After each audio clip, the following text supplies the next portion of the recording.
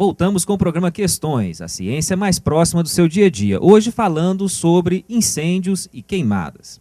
No último bloco a gente falou que, apesar de às vezes não tão recomendada, a queimada, enquanto prática agrícola, prática de agricultura, ainda é muito utilizada.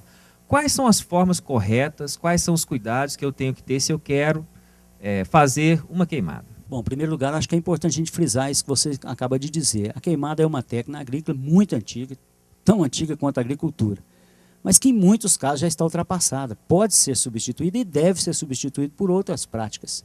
Muitas vezes a queimada é substituída até mesmo por uma simples capina, ou uma gradiação.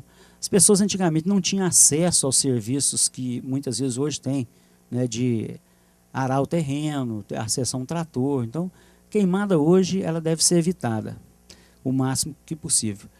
O segundo ponto é que, quando for fazer, deve-se procurar o IEF para obter autorização. E no ato de se fazer a queimada, alguns cuidados são necessários, a gente pode até adiantar.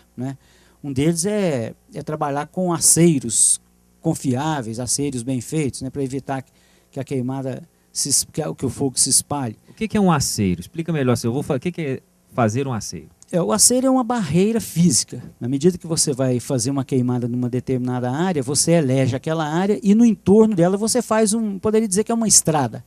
Uma capina, se você não tem acesso a um patrol, um trator, você simplesmente capina aquela área para quê? Para o fogo, quando chegar ali, encontrar uma barreira física. Ele não tem o material combustível, então ele vai parar por ali. Isso é um aceiro. Agora, e os impactos? E os impactos ambientais que são provocados pelos incêndios, ou quando uma queimada de repente sai do controle?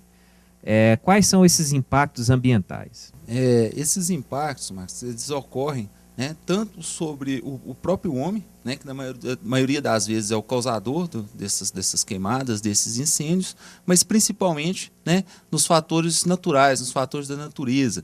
E aí a gente poderia colocar, por exemplo, o solo, a água, as plantas, os animais. As queimadas refletem mais nas condições da atmosfera. Estamos vendo aí na TV as reportagens mostrando Brasília praticamente fechada, tomada pela fumaça em função da queima do cerrado. Então as fumaças, elas, além dos gases tóxicos, ela libera os materiais particulados, que são materiais físicos mesmo, pó. E isso se junta às condições rigorosas de secura do ar, falta de vapor de água na atmosfera.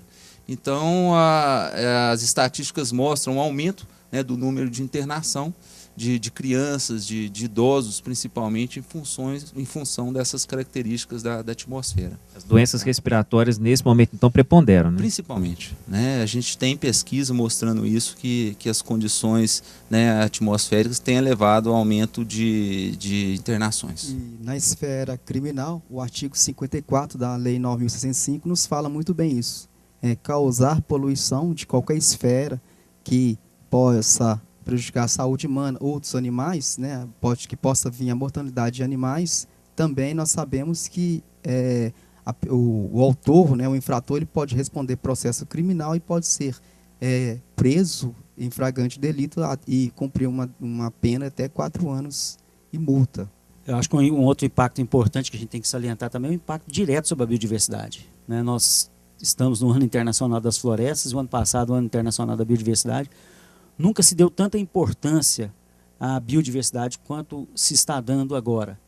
Justamente porque, pela própria biodiversidade em si, nós gostamos da biodiversidade. Nós, seres humanos, nós convivemos bem com a biodiversidade, com a natureza, poderíamos dizer assim. Mas também pela possibilidade da biodiversidade fornecer para nós mesmos recursos importantíssimos, como remédios, por exemplo.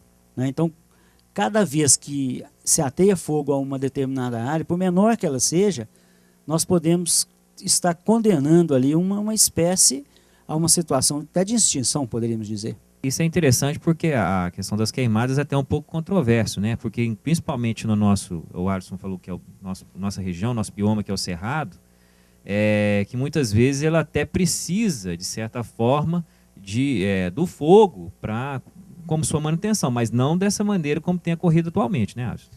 Na verdade, né, o nosso bioma, né, a vegetação do Cerrado, que inclui grande parte da vegetação de Minas Gerais, Mato Grosso, Goiás, né, durante, né, todos os processos, né, de evolução do tempo, o Cerrado já convivia com a queimada, que não era nessa época causada pelo homem, mas principalmente por fatores naturais, como descargas elétricas, né, os raios.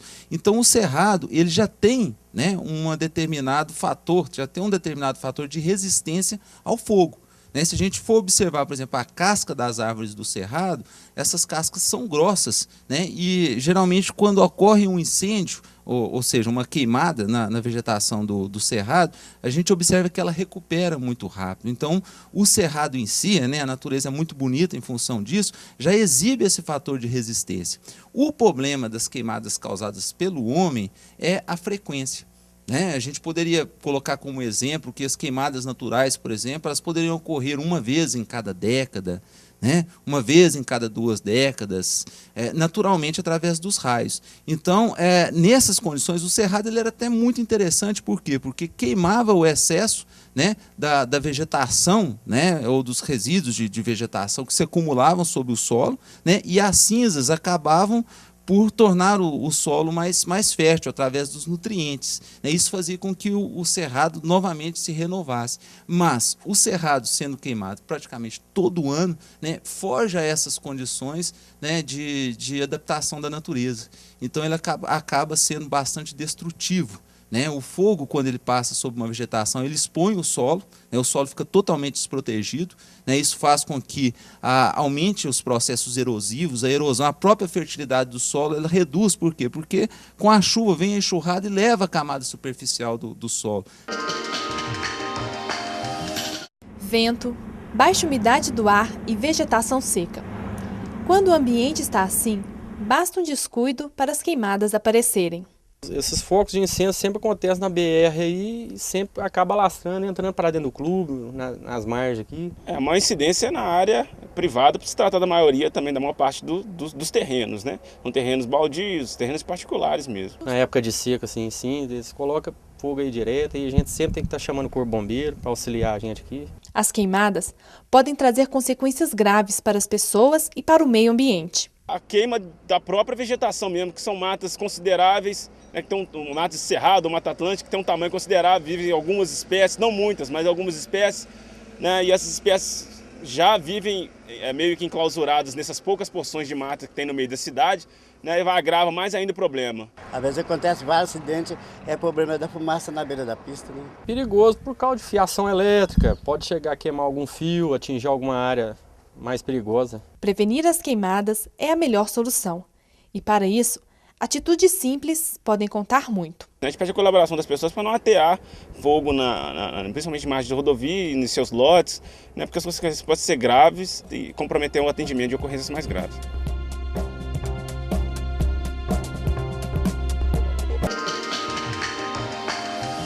Só para a gente poder ter uma ideia, e tem impactos grandes disso, assim, mais visíveis nas estradas, né, e até nos sistemas de abastecimento das cidades, até de rede elétrica mesmo. Como que é isso? Nas estradas aí, principalmente, né, fugindo um pouco da nossa alçada, né, que é meio ambiente, né, especificamente meio ambiente, né, a gente percebe aí o risco, né, que o fogo causa aí para os usuários das vias, né. A gente, muitas vezes, nós deparamos aí com acidentes de trânsito grave, né, causados especificamente aí por incêndios, e incêndios criminosos, né. E mais uma vez aqui a gente faz um chamado, né, das pessoas evitarem essa situação aí, às vezes até mesmo que de forma irresponsável, de estar ateando fogo aí em qualquer local.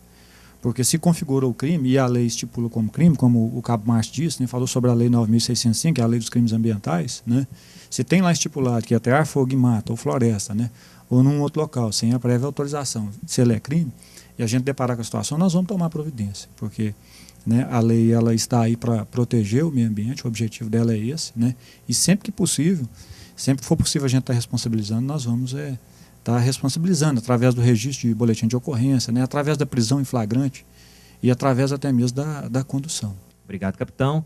O programa Questões dá uma pausa e volta daqui a pouco, falando mais sobre como prevenir e propostas de prevenção e educação ambiental.